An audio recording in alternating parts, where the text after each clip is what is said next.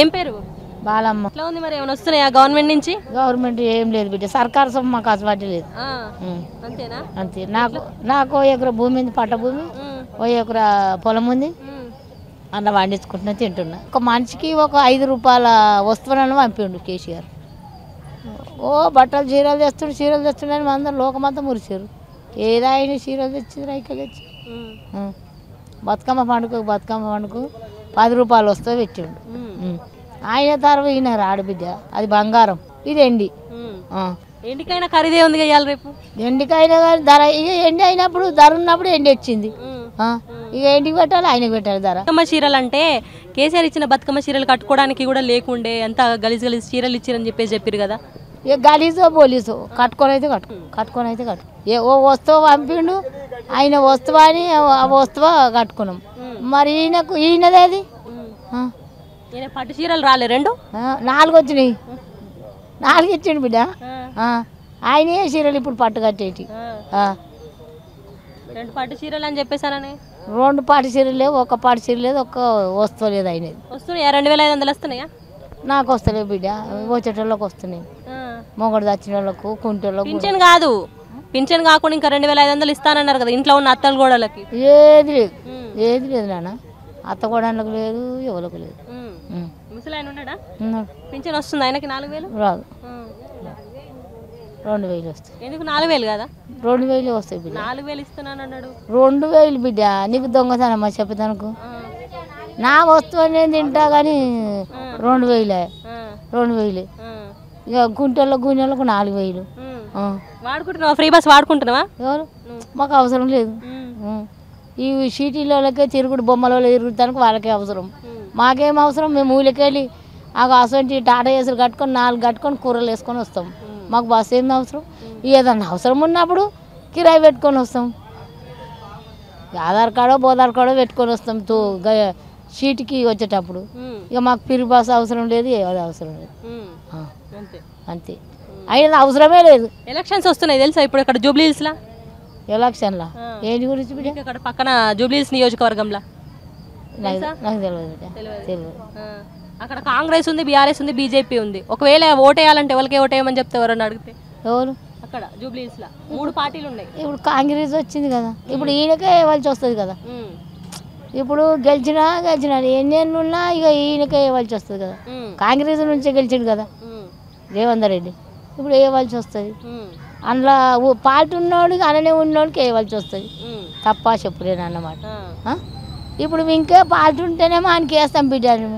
ఆయన పార్టీ ఉండే, ఆయన పార్టీ ఉన్నప్పుడు ఇంకో వాని పార్టీ పరంగా ఎంతమంది ఉంటారు? ఇది ఇస్తాము, అది ఇస్తాము, ఇది చేస్తాము, అది చేస్తాము అని ఎంతమంది మాట్లాడతారా? వేయవలసి వస్తుంది, అంతే. ఎట్లా ఇప్పుడు ఎలక్షన్స్ నడుస్తున్నాయి కదా, వస్తురా ఇక్కడ మాట్లాడుకుంటారు ఎవరైనా? ఇక్కడ మాట్లాడుకుంటారు, కారు వేస్తాము, ఇవి ఏం చేసింది ప్రభుత్వం వచ్చి అని అంటారు కదా. ఏ దానికి వేస్తారమ్మా అని మేము అడిగితే వాళ్ళు చెప్తారన్నమాట. పెద్ద మార్కెట్ కదా, ఇక్కడ చుట్టుపక్కల ఉన్న వాళ్ళు వస్తారు కదా కొనుక్కోవడానికి. ఇక్కడ ఏరియాలో వస్తారు, బోడబండ అట్లా అంతా వస్తారు. ఏం చెప్తారు వచ్చినప్పుడు కూడా? ఏ దానికి వేస్తారమ్మా అంటే కారుకి వేస్తాం, ఈ ప్రభుత్వం వచ్చేస్తుంది మాకు ఏం చేసిందని అంటారు. అట్లా అంతవరకు కానీ అంతకు మనకి ఏం తెలియదు. ఇక్కడ ఎట్లుంది కాంగ్రెస్ ప్రభుత్వం? ఎట్లుంది? ఏమున్నది, వేసిన గొంగడు వేసినట్టే ఉంది, ఏడేం చేసిండే చెప్పుడు వరకే ఉంది కానీ చేసుడు అయితే ఏం లేదు. కేసీఆర్ వాళ్ళని చెప్పిన చేయనీకి అయితే లేదని చెప్పేసి చెప్తున్నారు కదా. ఆయన చేసిండు, అన్ని చేసిండు. ఈయన చెప్పిన అయితే ఏ చేయలేడు, ఆయన చేసిండు అది. అప్పుల కుప్పగా మార్చిపోయింది కేసీఆర్, ఇప్పుడు ఇవ్వడానికి కూడా ఏం లేవని చెప్పేసి మాట్లాడుతున్నారు. అక్కడికి వెళ్ళి పెంచిండు కానీ పిరి బస్ అన్నాడు, 3 సార్లు పెంచి వీడికి ఇంకేడ వస్తున్నాయా పథకాలు? ఏమైనా వస్తున్నాయా నీకు?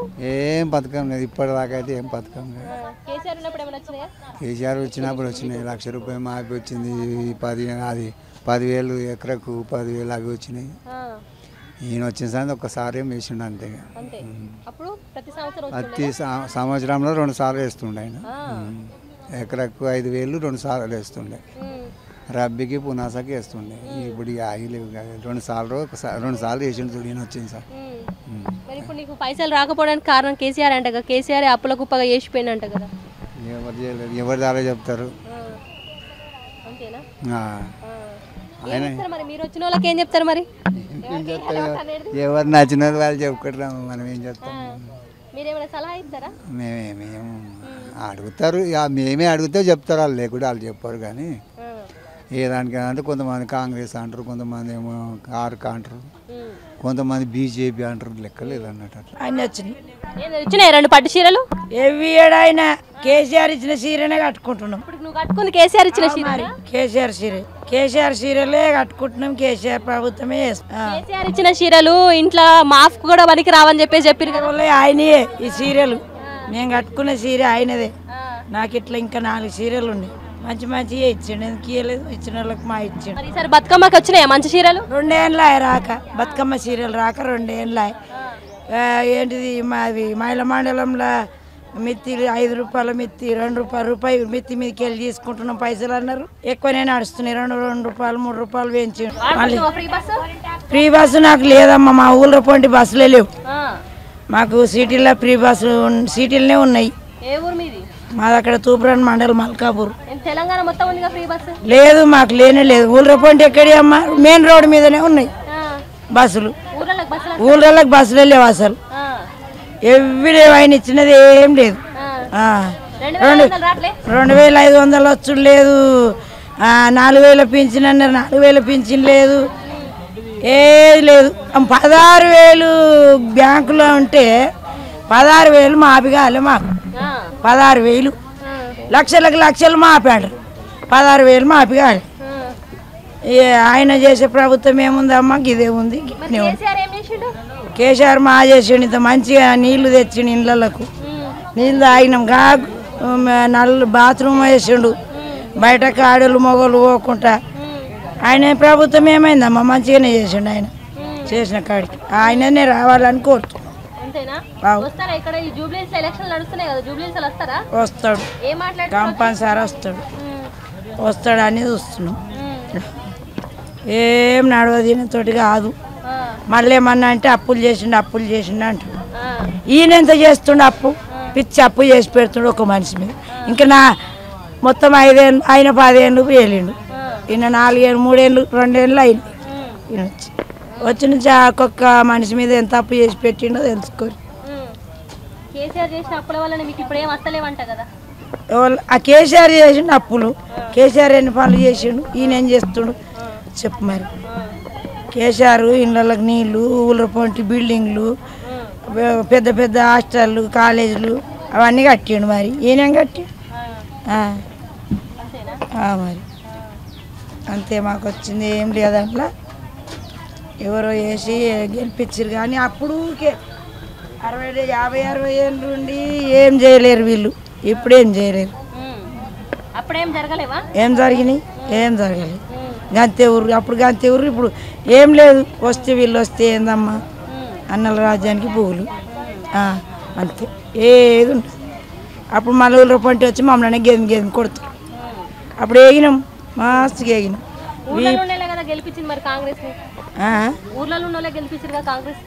అదే మరి లంచం తిన్నాడు వేస్తారు. లంచానికి మంచం వేస్తారు. అయ్యమ్మ మా అసంటి గరీబులకు అయితే ఏం లేదు.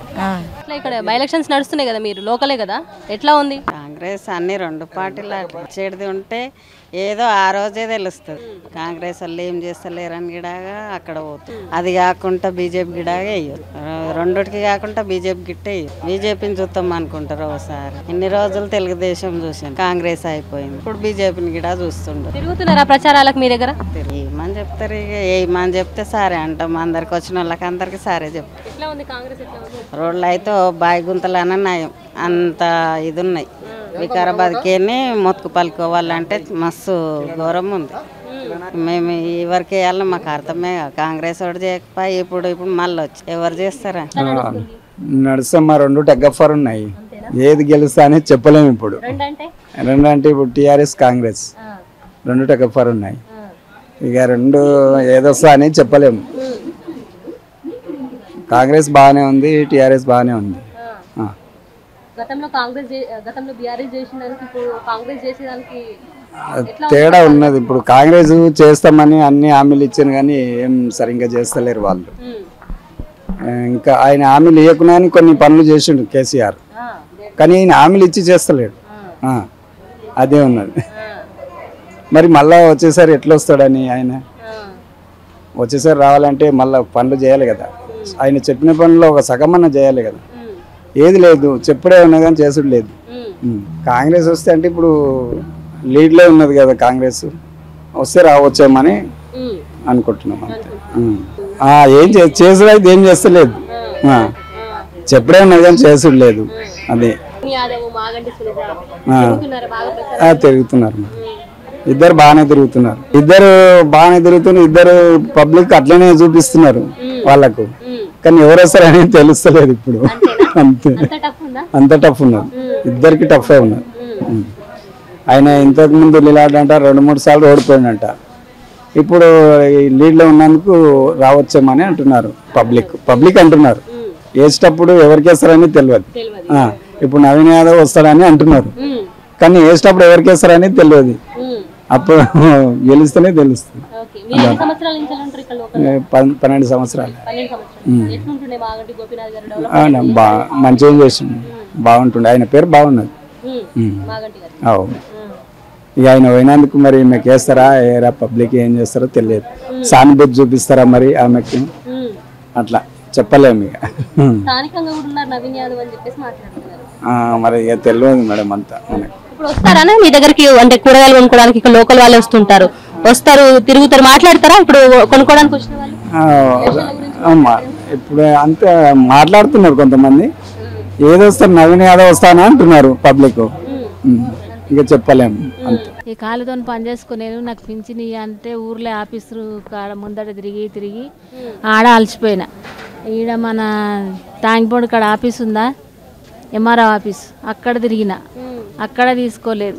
ఆ పాసెస్ రాలేదని అసలే పింఛన్ ఇస్తలేరు. ఆ ఇండి గ్యాప్ కిందికి ఇస్తలేరు, మొగడు చచ్చిపోయిన పింఛన్ ఇస్తలేరు. అక్కడ ఊర్లో పని చేసుకోక ఇక్కడ వస్తే వ్యాపారం ఏమీ లేదు. పెట్టి తెచ్చుడేమో ఎక్కువ ఉంది, ఈడనేమో తక్కువ కడుగుతున్నారు.